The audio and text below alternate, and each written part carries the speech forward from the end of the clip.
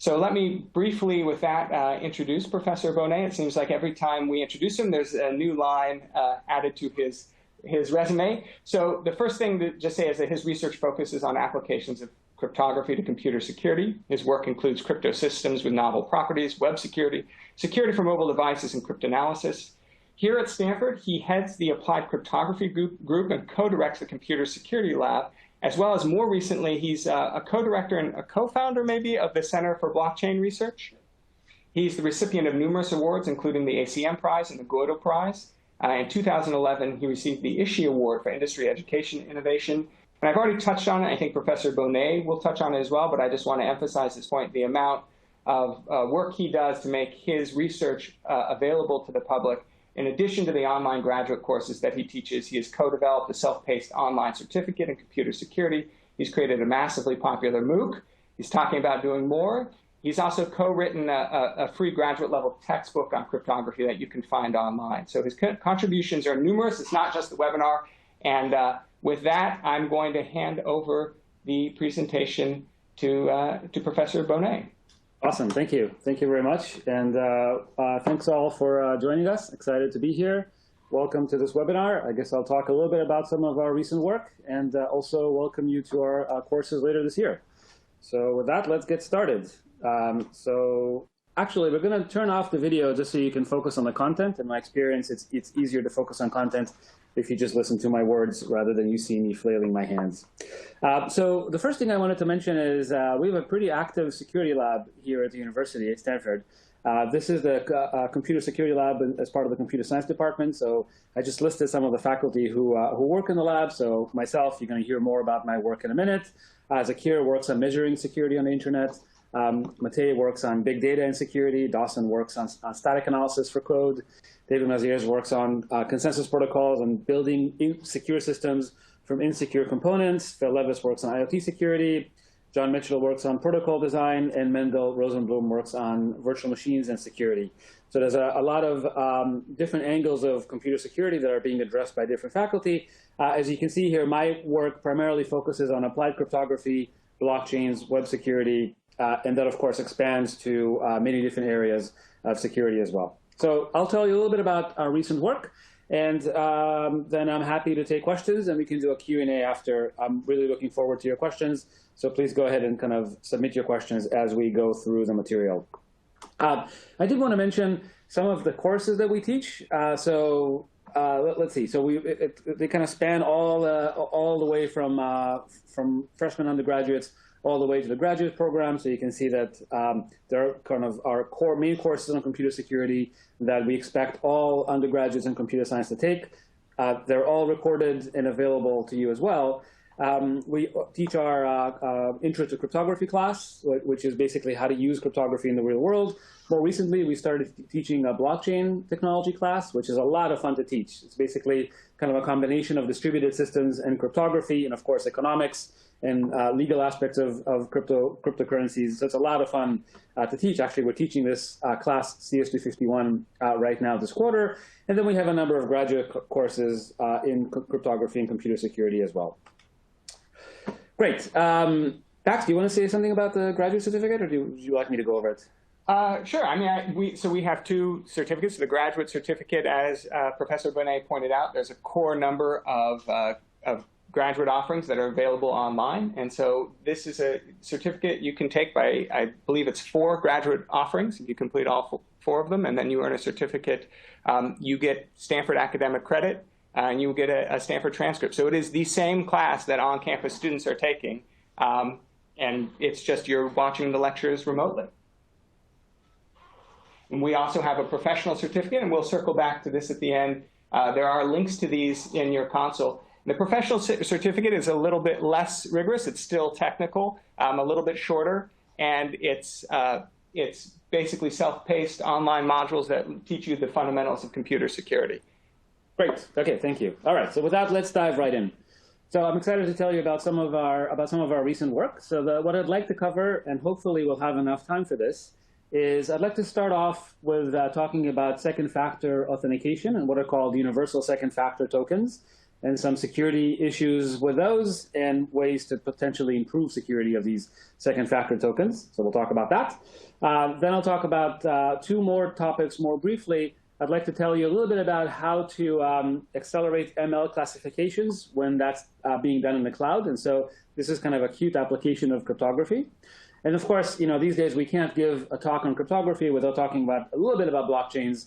And so I'll tell you a little bit about how an approach to scaling the blockchain using a concept called an accumulator, as well as what's called a snark. So we'll discuss this at the very end. And hopefully we'll have a little bit extra time, and in which case there's a fourth topic I'd like to tell you about. I'm just going to talk through it without slides. It's kind of a cool way of encrypting data in the cloud. So yeah, so these are kind of the recent things we've been working on this past year. And so let's dive right in.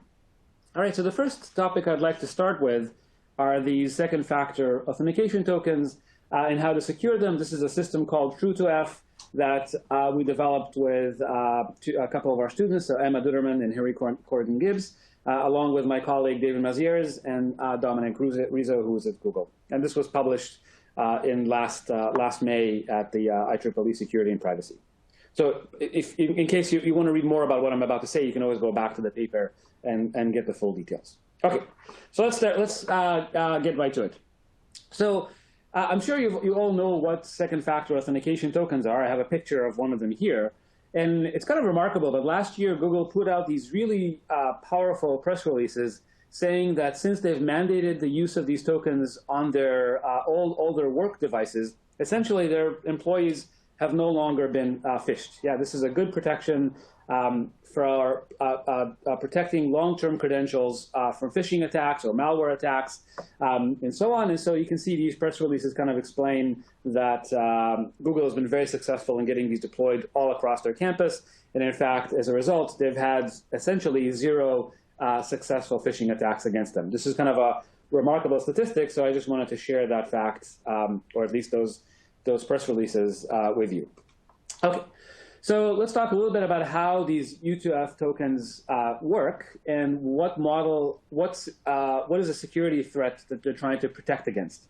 So the problem that we're dealing with is that when you log into a remote system through your browser, you're typing in your password into the browser, but you have no idea really, maybe your browser is infected and there's malware that's actually stealing your password as you're typing it in. Maybe you're actually not at the right site. You're trying to log into your bank, but in fact, you're sitting at some phishing site, and now you're just typing in your banking password into the phishing site, and you've just given away your password.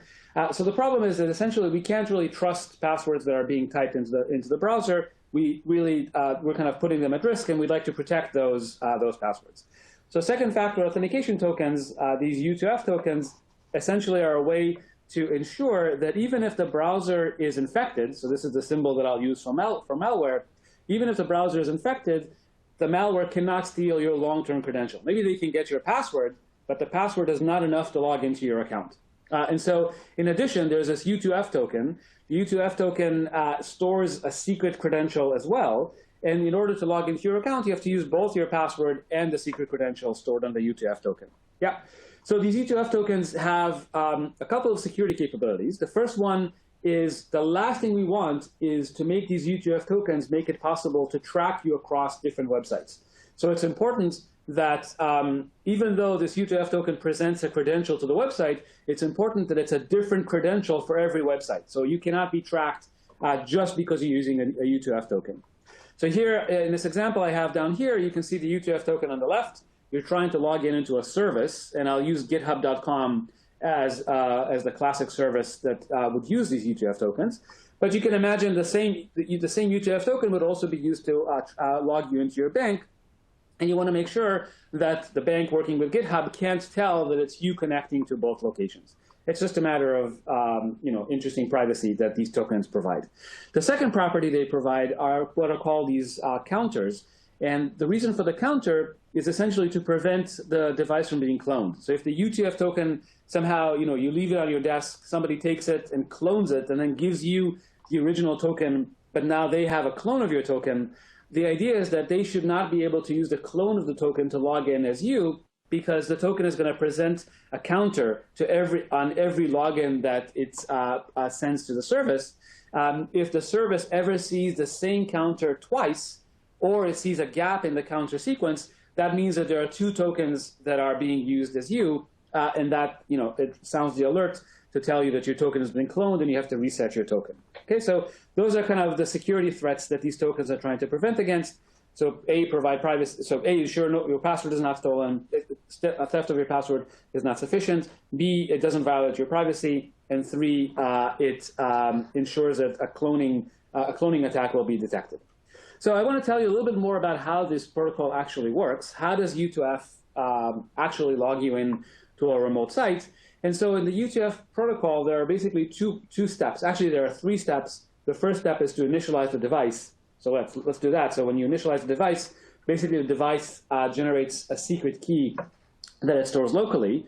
But once you initialize the device, there are 2 steps. Yeah, the first step is to register the device, the token, with the remote service, again, github.com in this case. So let's walk through abstractly how this works. And again, I'm only giving a simplified view of the protocol just so you kind of understand the basic idea of how this protocol works. So effectively what happens is the service will send the identity of the service, yeah, github.com in this case, to your browser. Your browser will send that to the device, along with a certain challenge, which I won't talk about here.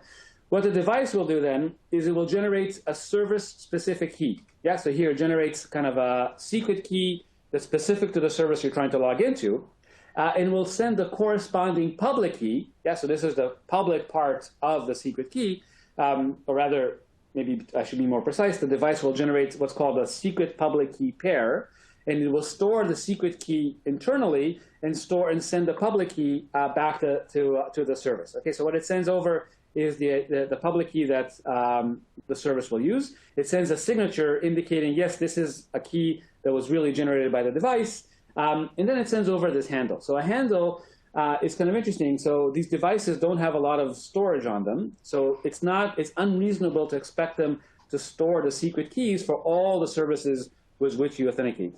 So instead, what the device will do is it will go ahead and encrypt this secret key, this SKID. It will encrypt it using its long-term secret key, the SK that's on top.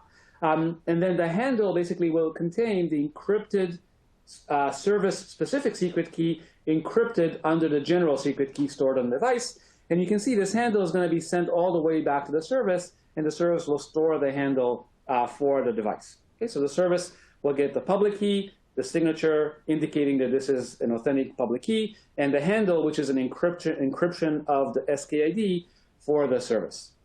So later on, so this is the registration phase. Yeah, this is where you register the token with the service. Later on, when you want to authenticate, oh, by the way, I should mention this public key that's being sent to the service is different for every service, and that's the part that prevents linking of the public key, linking your identity across multiple sites. Okay, the next thing that happens is when you want to actually log into a service, log into github.com, for example, what GitHub will do is it will send its identity, yeah, the github.com fact, a challenge and a handle, the handle back to the device.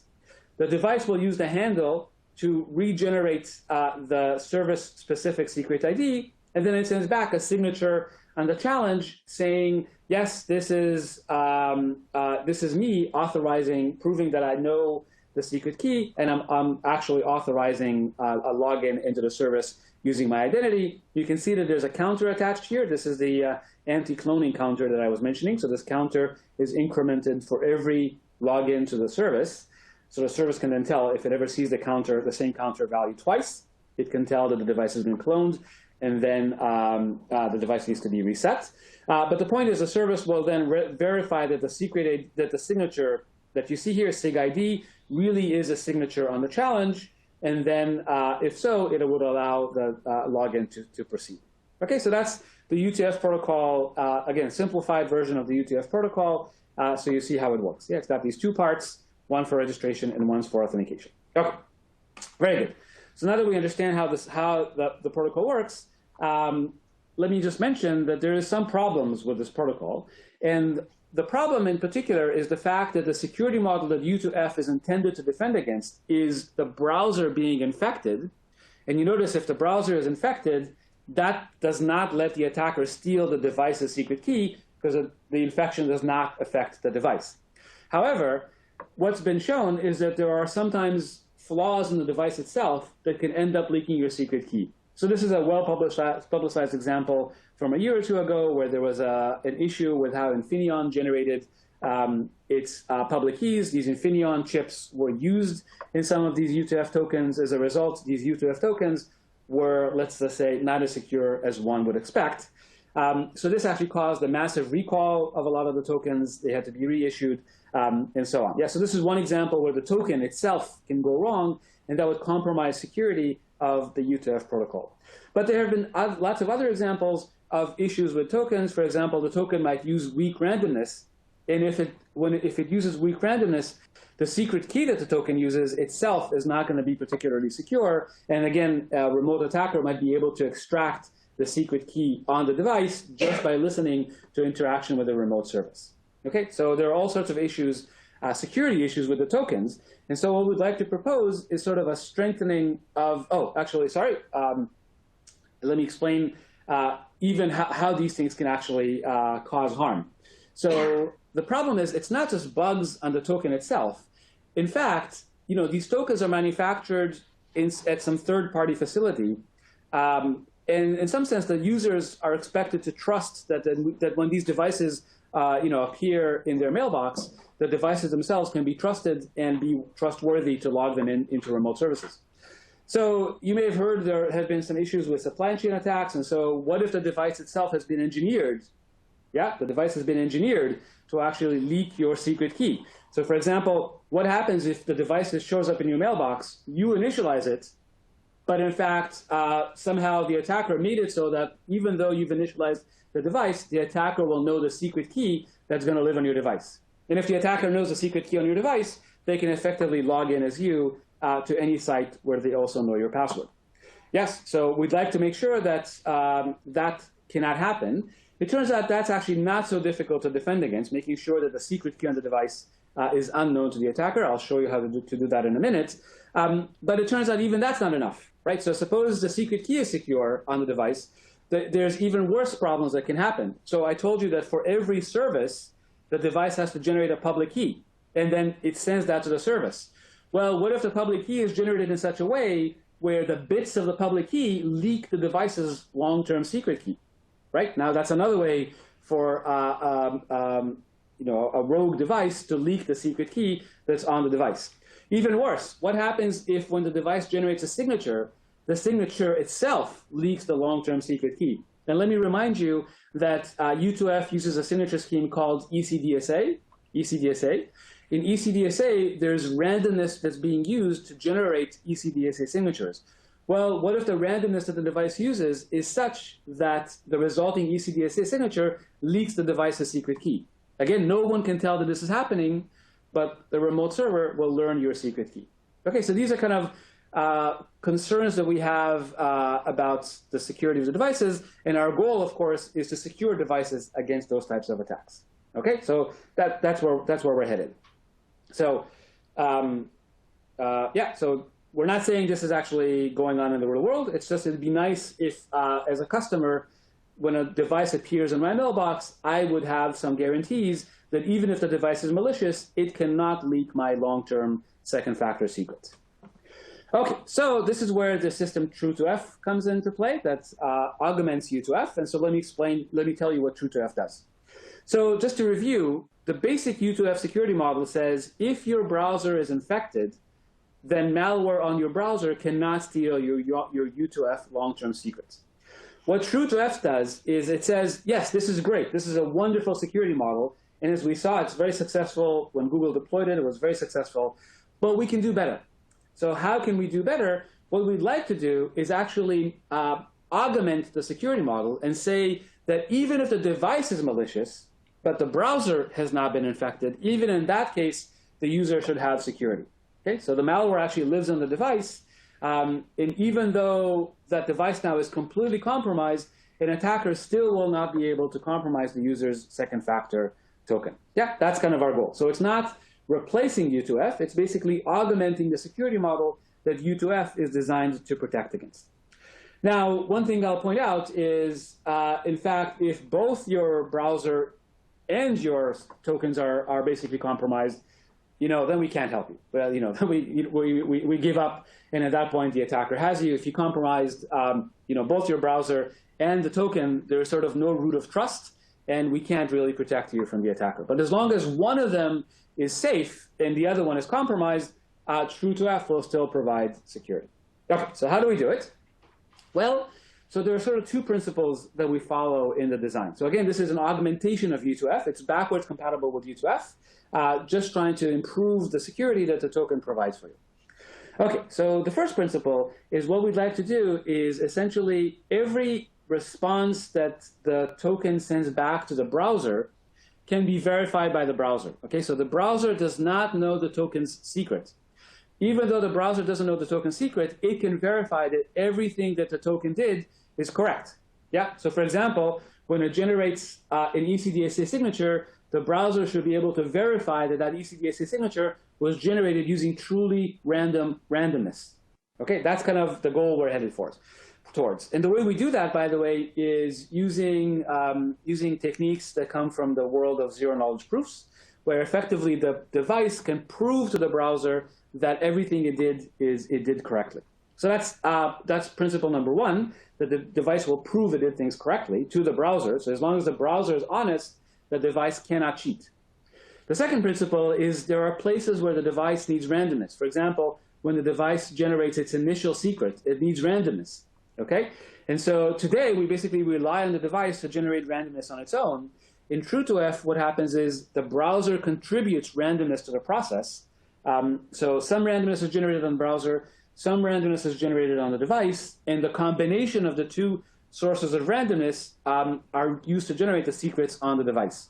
Yeah, so as long as one of them is truly random, the total result on the device will be truly random. And the interesting thing here is the device has to prove that it didn't just ignore the randomness that came from the browser. It has to prove that it actually used that randomness. Okay, and again, this goes into the realm of zero-knowledge proofs, where it proves that it generated its public key correctly using the randomness from the browser without revealing the secret key to the actual browser. So how do we do it? Well, so there are three cryptographic tools that we employ here.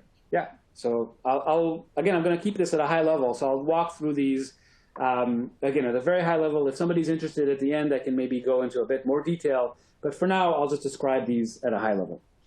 Okay. So the first step, remember, is the device had to generate a secret key during the initialization time.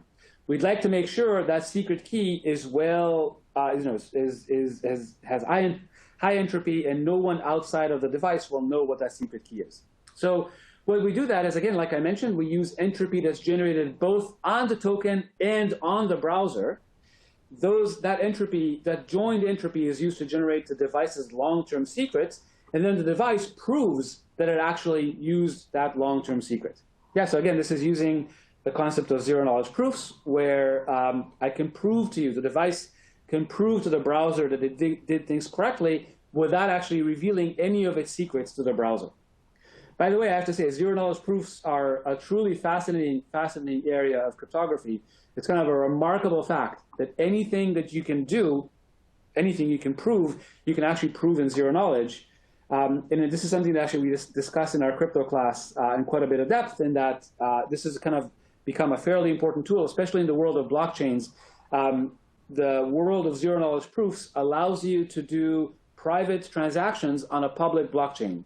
Yeah, so it's quite fascinating that this tool that's been developing in the crypto world for 20 to 30 years now has become very practical and very widely needed in the world of blockchains. Okay, but that's only the first part. So collaborative key generation is the first part. The second part is, remember, when we register a device with a particular website, we have to generate a public key, this PKID, that's specific to the website. Okay, so we'd like to make sure that the public key is random, so you cannot be tracked. At the same time, it needs to be verifiable by the browser.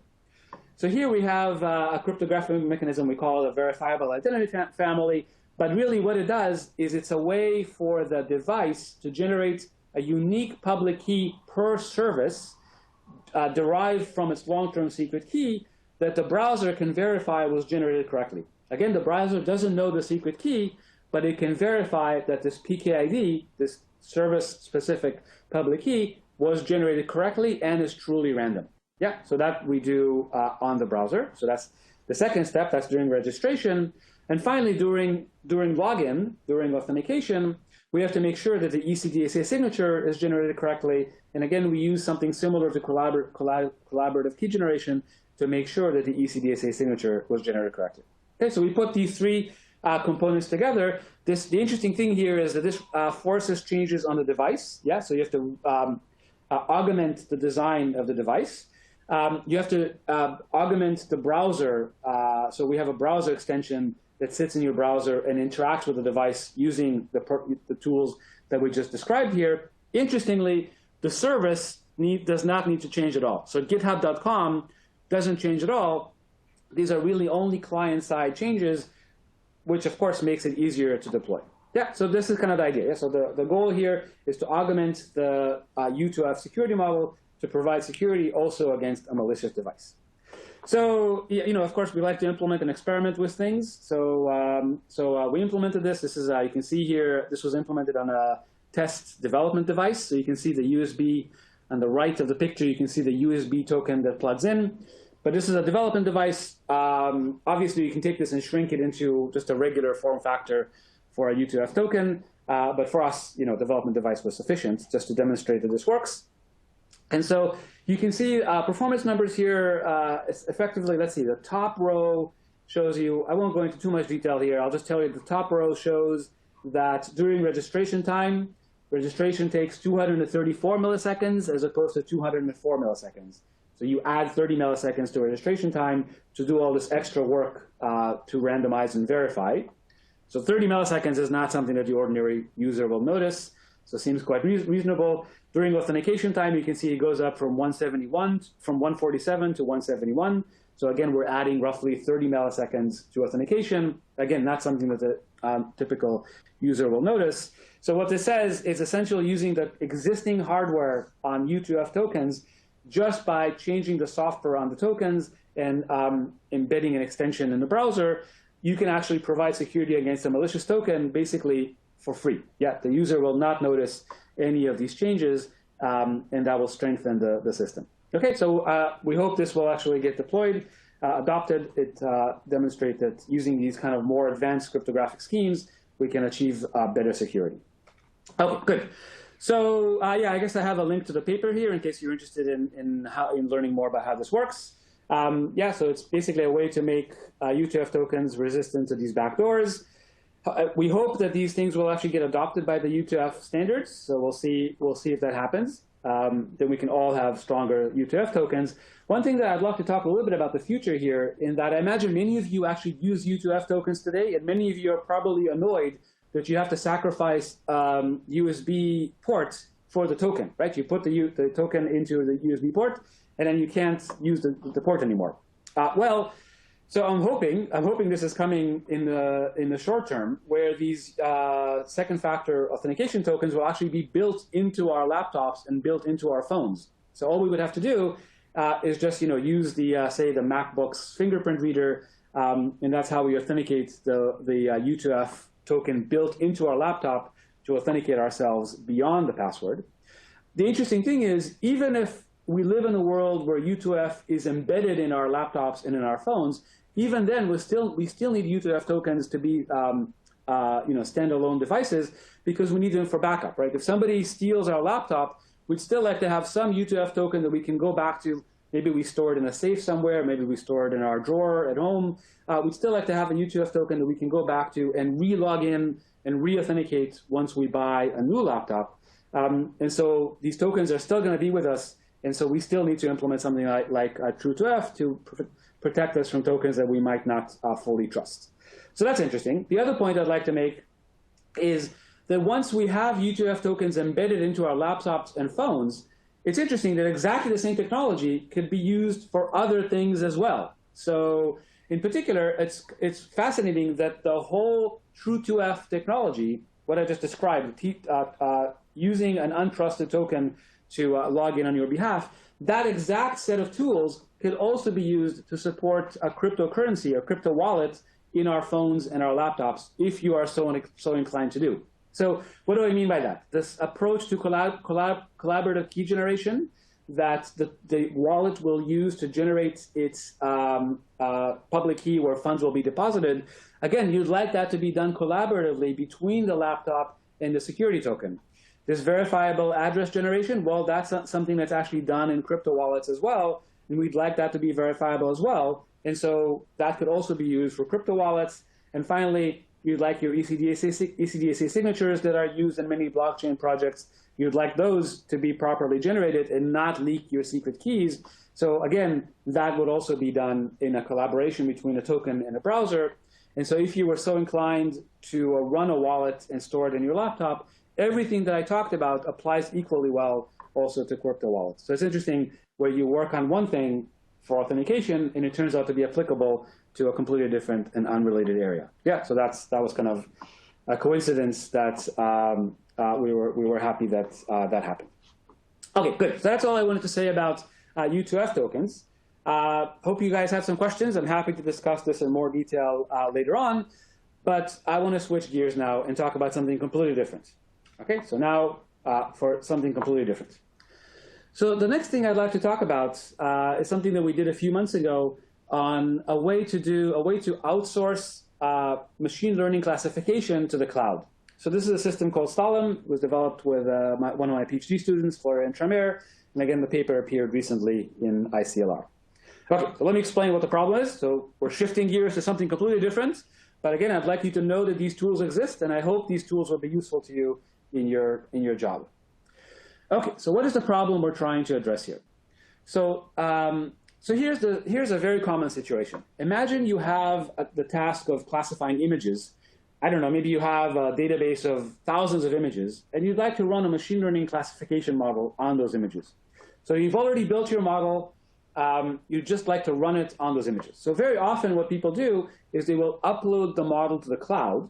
The cloud has, racks of GPUs that are available for classification, so you can run your model on the thousands of images that you have using the cloud's GPUs and get the results quickly. Yeah, so you can see the input is X, the output is Y. Everybody's happy. The cloud generates the results quickly because it has all the GPUs. Maybe you don't have the GPUs, and so you allow you leverage the cloud's hardware and you get classification done quickly. There's only one problem with this picture, which is, well, not everybody fully trusts the cloud. And so the question is, in this picture, basically, you have to upload your model to the cloud. You have to upload all your data to the cloud. The question is, can we do any better? Yeah, so what we'd like to do is we'd like to, make sure that we have integrity. In other words, the results we get back from the cloud are correct, right? So we can trust that the cloud correctly ran the classification algorithm. We'd like to have privacy, right? So that the cloud can't actually see the data that we're trying to classify. And we might also like to have model privacy where the cloud doesn't even learn the model that we're using. So a very common approach for doing that, this is a very standard concern in industry. We're outsourcing all of our crown jewels to the cloud. We'd like to have some better control of what the cloud does with all this data. Okay, so a very common, or at least an approach that's up and coming, is, well, let's try to limit what cloud users can see, cloud administrators can see, by using hardware enclaves. Okay, so imagine what we do is we put everything in an enclave. So what's an enclave? I imagine, again, many of you have heard, for example, of Intel SGX. So that's a standard enclave architecture where the idea is that inside the processor, you can sort of create an enclave that the code running in the enclave and the data that the code operates on are sort of tamper-proof. So the outside world can't see the data and cannot modify the data and cannot modify the code. And so this allows you basically to encrypt your model and only decrypt it inside of the enclave, encrypt your data, only decrypt the data inside of the enclave, run the classification job inside of the enclave, and send the results encrypted back to the client. The client will decrypt and get the results in the clear. So by doing this, everything in the cloud is encrypted except where it's inside of a hardware enclave, at which point cloud administrators can't actually see the model, they can't see the data, and they can't interfere with the classification process. There's only one problem with this picture. The cloud invested all this money in building a GPU infrastructure, and now that we did everything inside of an Intel enclave, the GPU infrastructure is sitting there completely idle. We can't use it anymore because everything has to run inside of the enclave. By the way, I wanted to mention that Intel SGX is only one enclave architecture. There are many other enclave architectures available. AMD has an enclave architecture. RISC-V has an enclave architecture. And so these enclaves are going to be all around us. They're going to be all available, and we might as well put them to use. And this is one example that where we'd like to put them to use. But you can see the problem. GPUs don't have enclaves. Yes, and so we'd like to take advantage of an untrusted GPU, even though everything is operating inside of an enclave. Okay, so with this picture, we have security, but now we've lost performance. So we have a trade-off here between security and performance, and these kind of trade-offs is exactly where cryptography can come in and help. And so what Slalom does is effectively a cryptographic protocol between the enclave and the GPU rack that allows the GPU to speed up the classification process without looking at the data in the clear and without being able to tamper with the results. Okay, so let me explain what I mean by that. So the classification process is essentially running through a layer of a neural net. Every layer of a neural net is some sort of a linear process. Yeah, it's a kind of a very skewed matrix vector product. So what we can do is effectively do everything inside of the enclave where things run slowly, but the matrix vector products that are done at a different layer of the neural net, those we're going to outsource to the GPU, but we're going to do it in such a way that the data being outsourced to the GPU is encrypted, so the GPU cannot see the data in the clear, and the results that come back from the GPU can be verified quickly by the enclave. Okay, so we're not relying on the GPUs for integrity, and the GPU itself does not see the data in the clear. The one issue here is that for this to work, the GPU does need to know what the model is. Okay, so in fact, in Slalom, the model does need to be public, so we don't achieve model privacy, but we do achieve integrity and privacy. Okay, so this is I hope this is relevant to things you're trying to do in your own organizations. And if this is something you're interested in, please come talk to us. We'd be very happy to help deploy this in the real world. So let me tell you, just in terms of performance, what do we achieve by doing this? And so the experiments we did were using Intel SGX and an NVIDIA GPU. And the comparison here is comparing effectively Slalom, which uses the SGX enclave along with the GPU. And we compare that just to doing everything inside of the enclave without using the GPU, which is what you would need to do today if you were going to do things securely. And so we have here 3 examples of neural nets, VGG, MobileNet, and ResNet. Those are standard image classification neural nets. And you can see the bar on the left means that we just use Slalom for integrity. So we just want to make sure that GPUs are giving us the right results back, but we don't care about privacy. You can see we're getting like an order of magnitude speed up over doing everything inside of the enclave.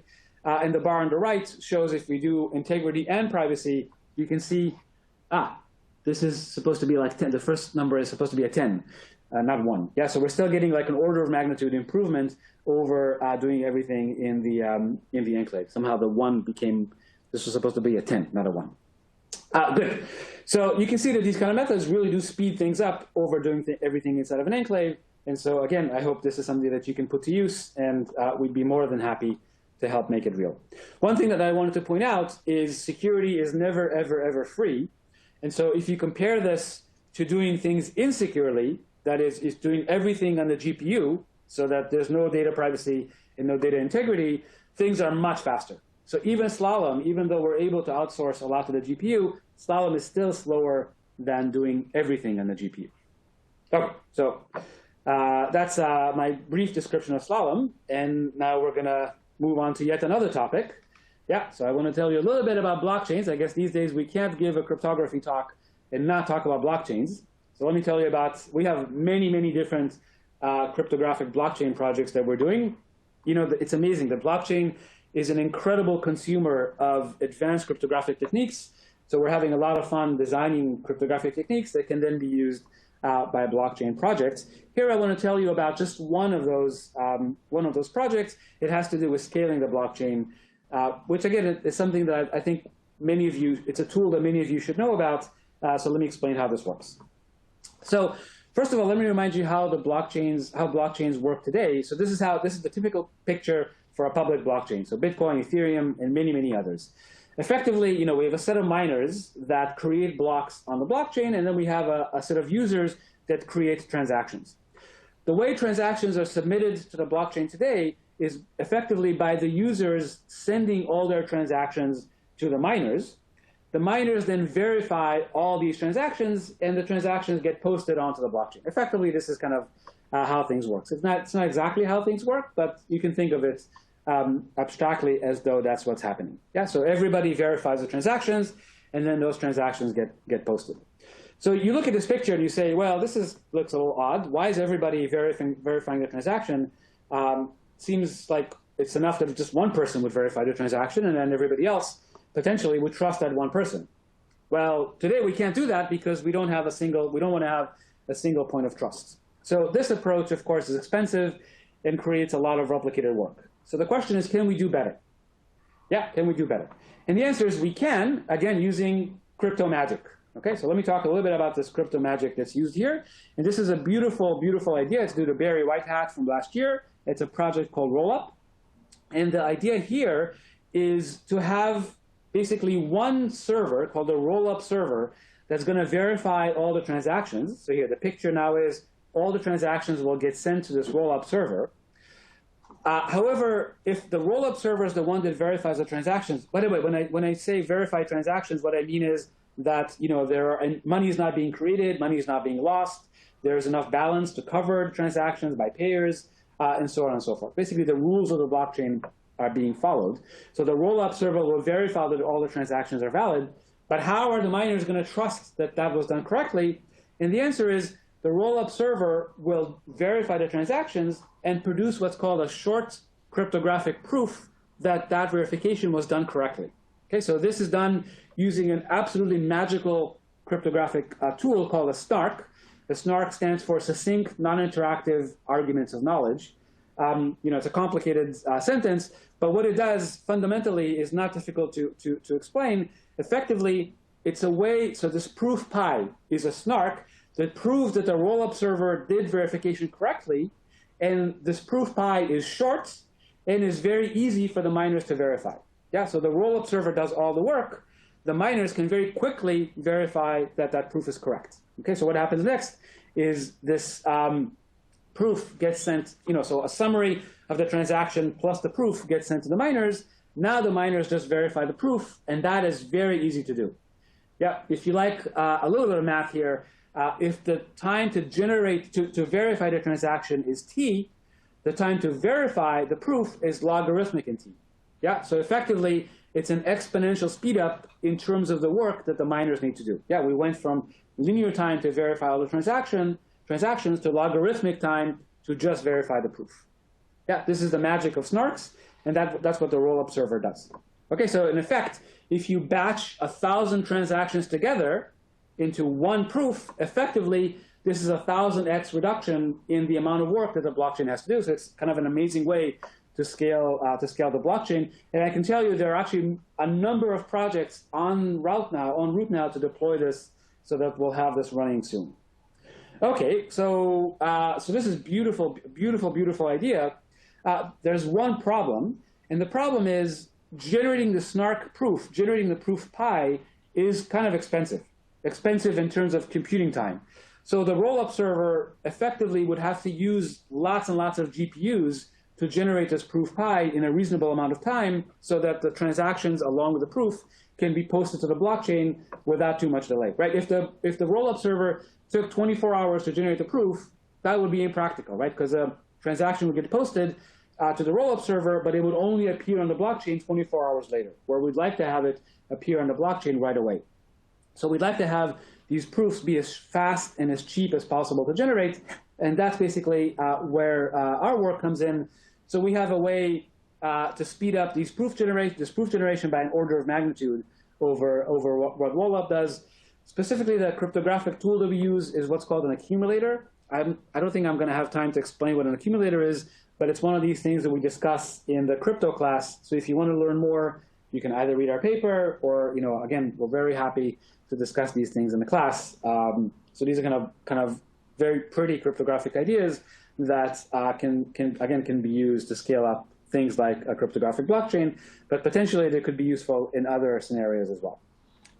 All right, so I was thinking of telling you about one more topic, but I see that we're at time now. So maybe I'll just mention it as a teaser. And if somebody's interested, I can answer this. I can talk about it in the Q&A session. Effectively, it's a way to update, to do key rotation in the cloud more efficiently than what we can do today. So I can either talk about that at a future webinar, or I'd be happy to point to our papers that describe this. But I think with that, I'm going to stop. I hope you enjoyed this short presentation. It's a quick preview of things that we've talked about, and kind of the tools that are used in the work that I described are things that we described in our various cryptography classes. So if you want to learn more, I'd be thrilled and happy to see you in any of our classes. So I will stop here. Hand it over back to you. Thank you, Dan. So with that, I'm going to turn it over to some Q&A with Professor Boneh. So, and then maybe coming to some general questions. So the first place to start would be the U2F tokens. So a couple questions came in regard to compromised hardware. So just in general, you said that if the hardware and the browser are both compromised, then you're out of luck. What do you see as the future in terms of supply chain attacks and protecting hardware and verifying that hardware is not affected when it comes sort of brand new? I think that's a really wonderful topic, and it's a wonderful topic actually for future research as well. So you probably have heard that there have been supply chain attacks on motherboards where extra chips were planted on the motherboard and opened up a backdoor if those had been deployed. And so it's pretty clear that supply chain attacks on computing hardware in general is coming, and we need to do something about this. We were focused here specifically on supply chain attacks on one type of hardware, namely the U2F token. But I think the principles we developed here would apply more generally, right? So the principle is everything that the hardware does needs to be verified by a different piece of hardware, yes? And so that principle, I think, can take us a long way, although there's a lot of research that needs to be done to make sure this actually is possible and works. So in particular, if we're dealing with hardware that manages secrets, it's much harder to have another piece of hardware verify that the first hardware is doing its job correctly. But that's where the role of zero knowledge will step in. Yeah, you can prove that you did things correctly without revealing anything about the secrets that are on the hardware. If the hardware doesn't manage any secrets, then there's a paradigm called n-variant programming, where you basically kind of run multiple copies of the code, potentially on different pieces of hardware, and you compare those one next to the other. So this is all very expensive. Yeah, obviously running, triplicating your data center and running everything 3 times is super expensive. But if we can't trust the supply chain, those are the type of steps that would have to be taken. So this is going to take I think it's a beginning of a long line of research. What's the best way to defend against malicious hardware? And I think we're only at the beginning of this. I wish I had the full answer here, but there's a lot more research that's needed here. And yeah, I mean, that's the sort of things that we love to work on. And you had mentioned sort of building in the token into the hardware itself, into the computer, into the laptop. I mean, are there other ways to do this? Could you use a Bluetooth-enabled sort of authenticator? Oh yeah, a lot of these U2F tokens today are already Bluetooth-enabled, or not necessarily Bluetooth. It's other protocols are enabled in the token itself, and that's needed because of phones, right? Phones don't have USB ports. So if you're going to use a U2F token with your phone, they have to communicate over some wireless protocol, and so these U2F tokens already support wireless protocols. And you mentioned that they have limited storage capacity. Is there an opportunity for them to be infected? When you're plugging into an affected machine, is there a way for information to be stored on the U2F token to then compromise it at that point as well? Well, again, potentially. These U2F tokens are designed to effectively not be compromised by the machine they're plugged into. But of course, hardware and software is hardware and software. It might happen. Although presumably these devices, if they're well designed, these devices are simple enough that they're not going to be affected by malware running on the laptop. There is concern about the other way around, right? There's concern that you order a U2F token, it appears in your mailbox, you plug it into your laptop, and the U2F token actually has malware on it, and it might infect your laptop that way. So there is quite a bit of concern about that.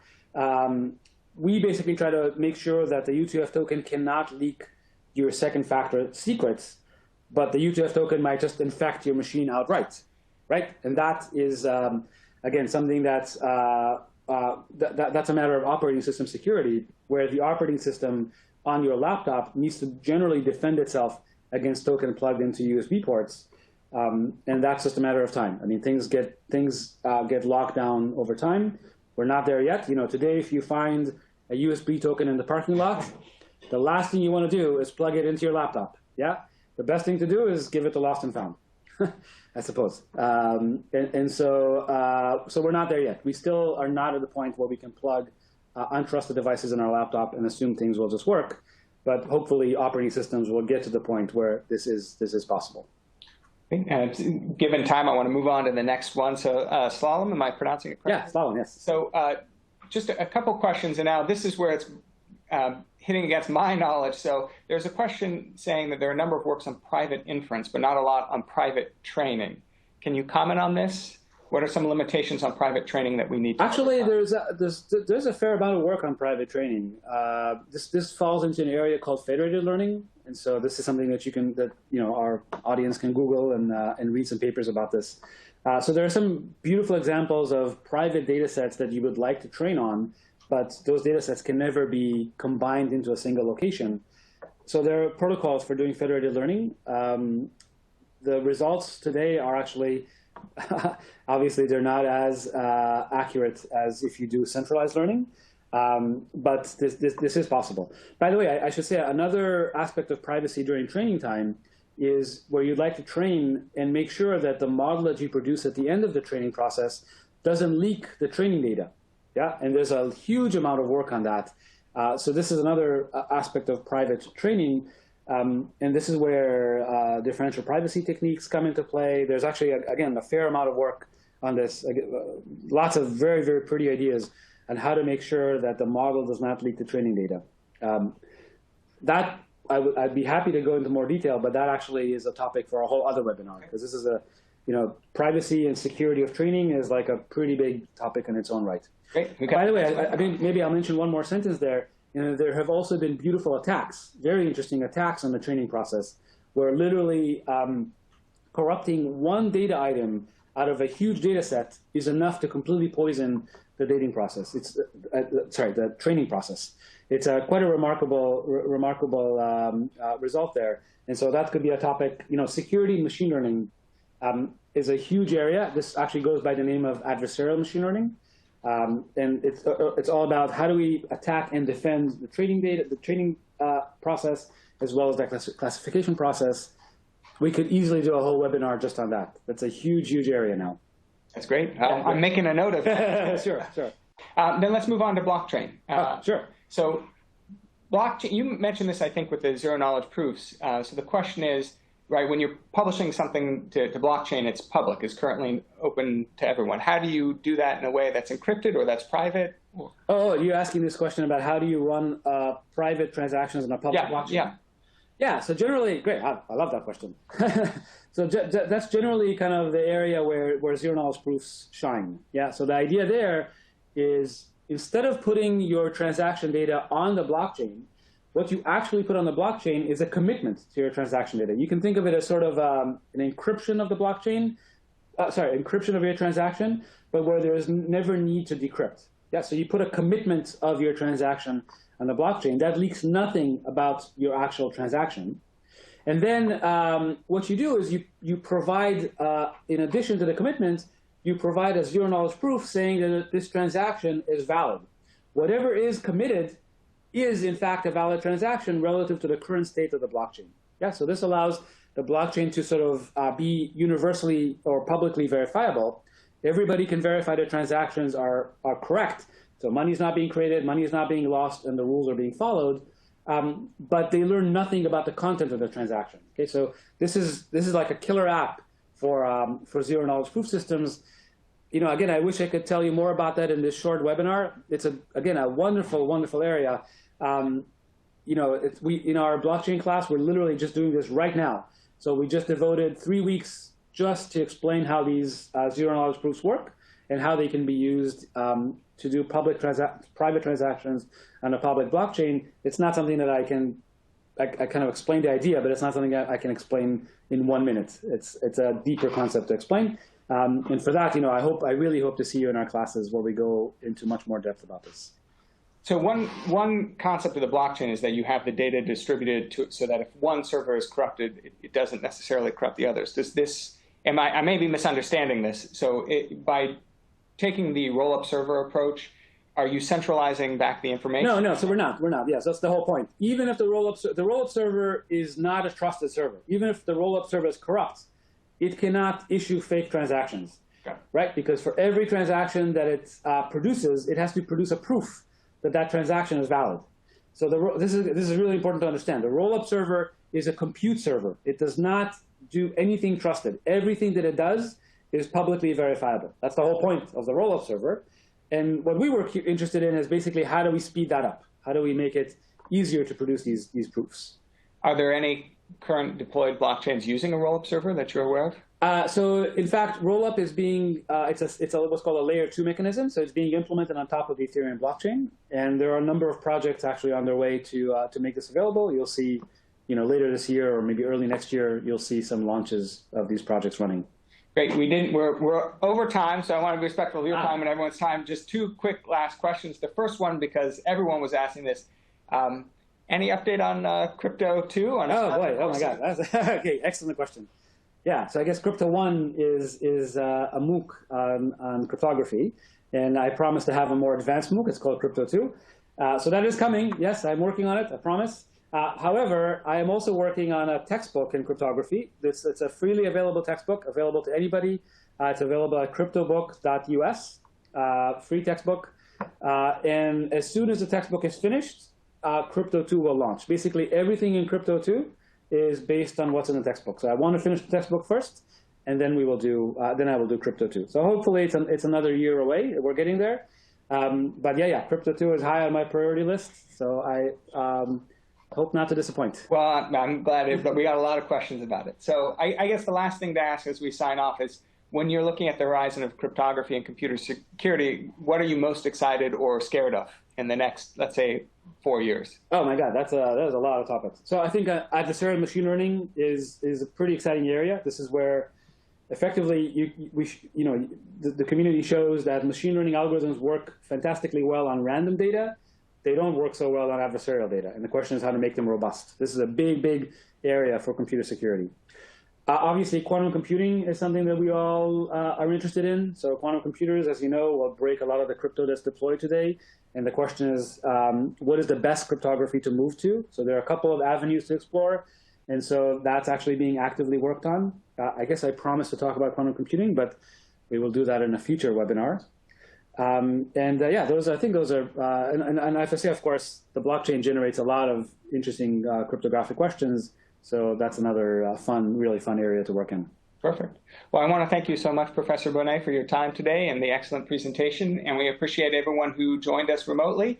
And we look forward to future webinars. We already have a couple topics, it sounds like. Yeah. So thank you very much, everybody. And thanks for joining us. Bye.